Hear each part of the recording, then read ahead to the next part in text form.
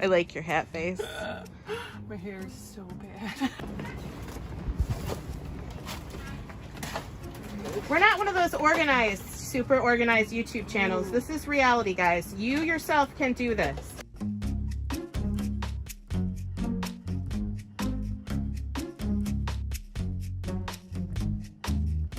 And I'm not very super precise. Like if you're one of those people who like puts a timer on your noodles, that's not what I do. No, we're more the like throwing the spaghetti at the wall kind of people. Both of us. You can see when it's done. Okay. So yeah, exactly. Is there still white in the middle? Cook it longer. What does it taste like? Hey everybody, thank you for submitting your videos of your little gardens. Hello, busy, scattered, normal, cool people. We're so excited to see how everyone is growing some food. Awesome people planting seeds. If you want to submit more videos of updates, we'll definitely post them in upcoming videos. Everybody can grow a little bit of food. It doesn't matter what your space is or how much you can grow, but putting a few seeds in some soil is really therapeutic, and you can grow a little bit of what you want to eat. We just want everyone to know that you too can do this, no matter what your situation is, whether you have a backyard or not. Everyone can grow a little food. You can really use whatever materials you have for containers. I really like to reuse plastic containers, milk jugs, whatever I can for free. I also save all of my seed trays from one year to the next so that we can reuse them and don't have to buy them again. So full of lettuce! Lettuce. Yes, these are cabbages. Milk jugs. So you cut them and don't cut on the handle side. The handles like hinge. You do have to poke holes in the bottom too, which is a pain. I had a better tool to do this. I used like a skewer before, but you can poke holes in them and don't poke yourself. As long as you have a couple holes, then the extra water can drain out. I got this giant bag of peat moss. I put a little peat moss in the bottom because the seed starting mix is expensive, and peat moss is really cheap. But it holds the moisture. It's very dusty. It's not wet yet. This one is a moisture control potting mix. They also have seed starting mix, which is even better. It keeps from getting moldy on top. Garden soil or topsoil or something like that, you can get mold on the top. So then we flood. It's so cute. You know, it really does need to get really wet though, because the peat moss takes in a lot of moisture. And if you don't get it wet, then it's just sort of like a... Okay, so step one, put in the peat moss that absorbs a lot of moisture. Yep. Step two, put in the mix that's like, no, moisture, go away. So does that seems like it's at cross purposes. Explain. Works though. No, the stuff on the surface though, just it prevents the mold growing. Okay, so it's okay that there's moisture, we just don't want mold. Yes. Soup. Soupy mud. And usually I get these ready and then I let them set for a little while, but you know, we're just gonna do it. This is black seeded Simpson, and these are last year's seeds, so we're gonna go a little crazy heavy on the seeds because their germination rate might be a little bit lower than when they were newer. So I seed a little bit heavier and don't worry about it, because really in the grand scheme of things, the seeds are the cheapest part of the whole process. And I just sprinkle them on, and then I look at the package and it says 1/4 of an inch deep, and then I put these extras back in the package. Very precisely. Yes. And then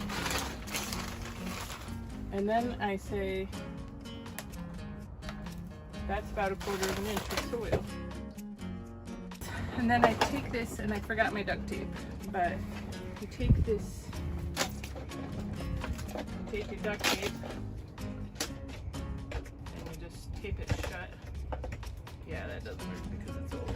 But and then you can tape all the way around, and it's like a mini greenhouse. I do want the top open to let out the let in a little bit of air, but you can see some of them are coming, and you can use whatever.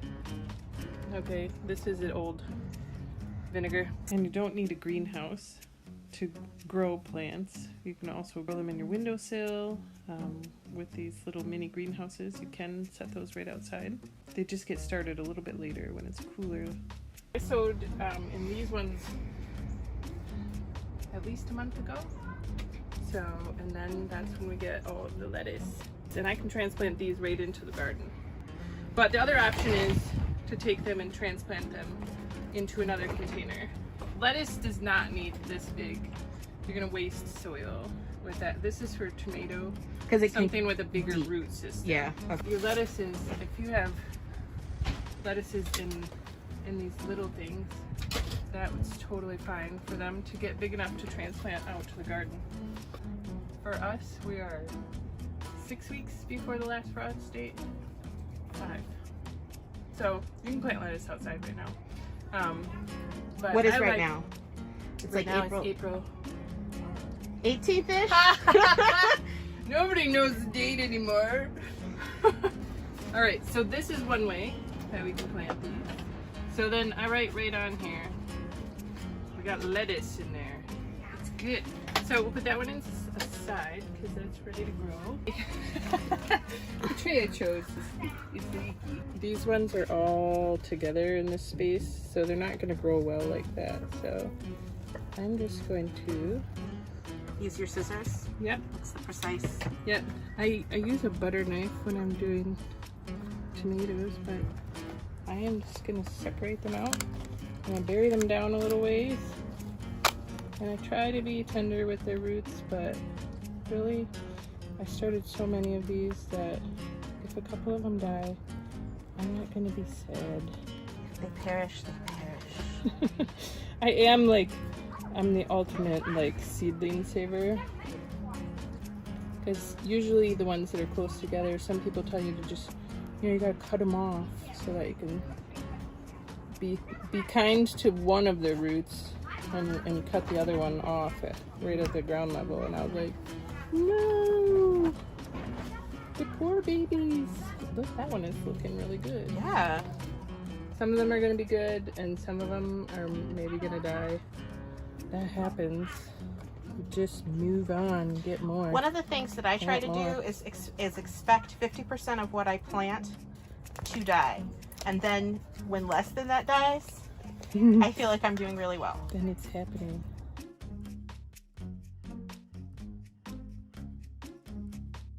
These are my lettuce. So many.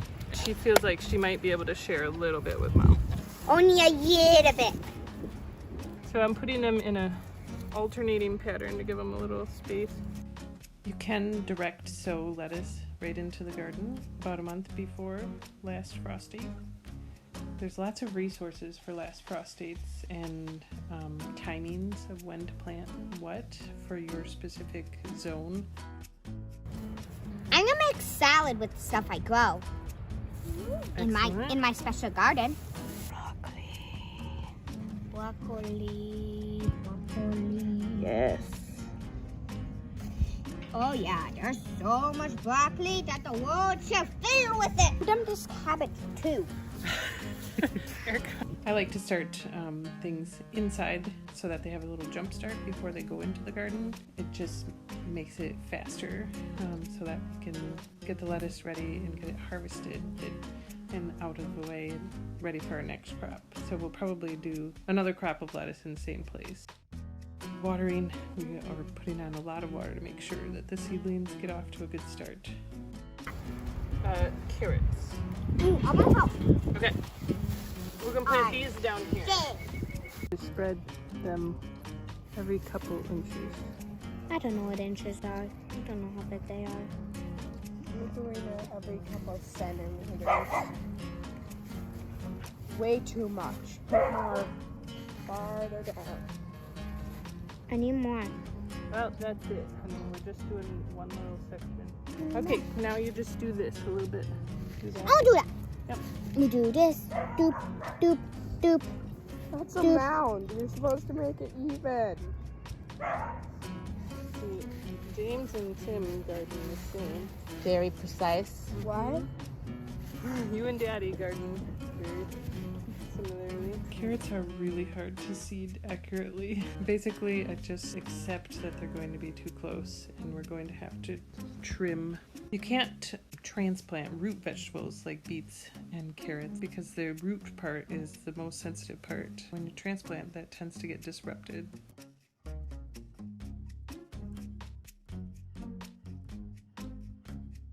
Peas and beans. Peas are a great early spring crop.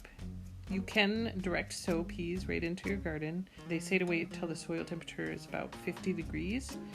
So some places will say as soon as you can work the soil, you can put your peas in. But if you direct seed them into as soon as you can work the soil temperature is going to be too low for them to germinate, and then your seeds can just rot.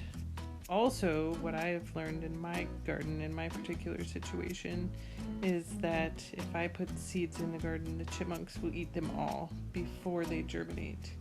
So I put a tray of pea seeds inside the greenhouse or inside the house and let them germinate. So they're only inside for a week or so, just until they germinate, and then they're ready to go out into the garden. Beans are planted very similar to peas. Pole beans, bush beans, they're very easy to plant direct sow outside. You want to do it closer to your last frost day because beans like a lot warmer weather. Squash, zucchini, and pumpkin seeds, so all of the bigger seeds. Winter squash, I don't even know what this is. Table princess. Apparently I like the description. So they're all planted the same. Yes, all planted the same. Big seeds. They go down a little bit deeper. So with the lettuce where I just sprinkled it on top, that's not gonna work. You can take your seed and you're gonna put it in twice as deep. So if the seed is this big, it's going down twice as far as that. So I'm big into making sure there's enough water on your seedlings and seeds to get things started. And this tray I got very juicy. A little bit less water would be good. Also, if you pre-moisten your soil, that means water it and then let it sit for a little while. That's helpful in letting the moisture kind of even out. There are several things to help make tomatoes a little bit more successful, and one of the best things is potting them up or transplanting them several times, because you can bury part of the stem when you pot it up, and then that way you're going to get a lot more stronger root system. I love using these for tomato starts because I know I'm going to pot up my tomatoes multiple times. Because they have cones, you would use less soil in here, which is great to help you conserve your soil, because you'll fill these with a whole lot less soil. The disadvantage is you really got to watch the water, and because they dry out quickly because there's not a lot of soil in there. Could you put them in a tray with some water? Yeah, so you put them in. Oh, that's what you're doing. And the tomato seedlings are surprisingly hardy. I always break a few or lose a few, but they take to being handled pretty well.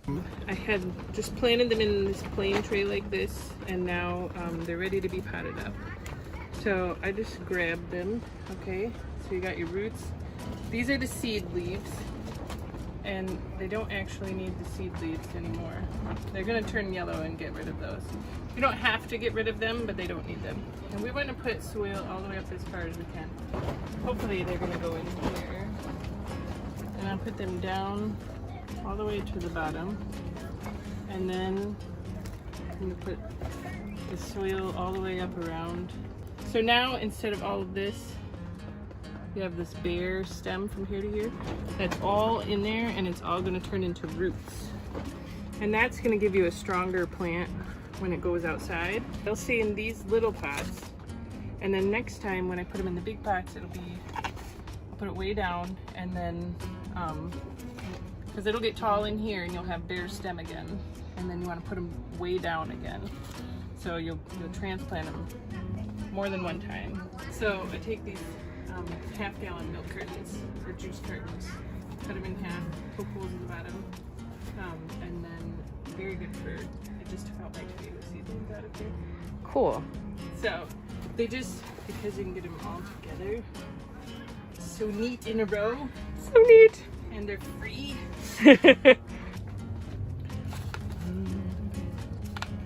And these, I mean, they did okay in that tray all together. You can individually seed them, like that other little tray I showed you. But for me, it's too much work to individually seed each one of those. So I put them in the big tray.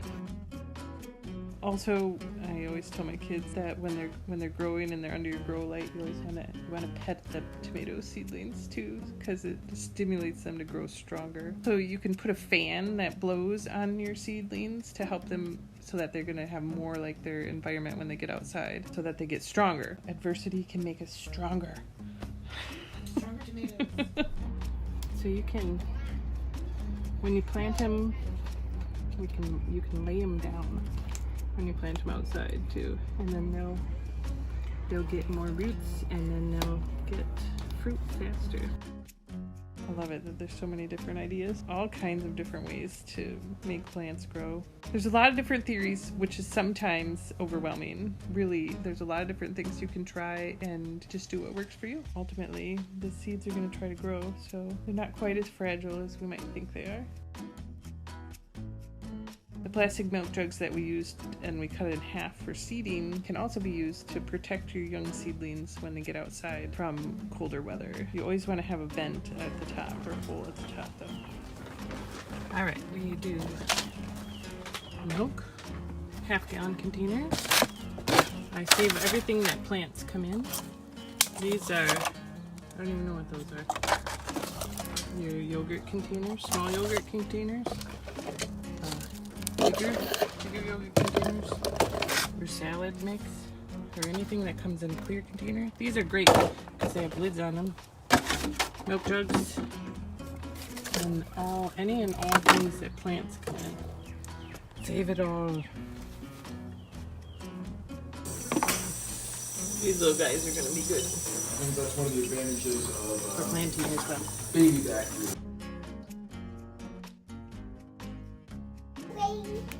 The tomato seedlings are looking good. They're inside because it was 25 overnight. Brr. But they're all getting big. Here I am checking in on our seedlings that we transplanted. These are cabbage. Look at how healthy they are. They're so happy to each have their own little space. Checking on the peas. Let's see. Oh, can't see them very good. Here we go. They look good. As Phoenix Community Farm prepares for another growing season, we'd love it if you'd get involved with our mission. We want to provide education about growing, harvesting, preparing, eating, and preserving fresh produce to the world at large while producing vegetables, fruits, and eggs to share with our community. Thank you so much for liking, subscribing, and sharing our videos. And if you're looking for another way to get involved, we would love it if you would consider donating financially to support us today. Thank you so much.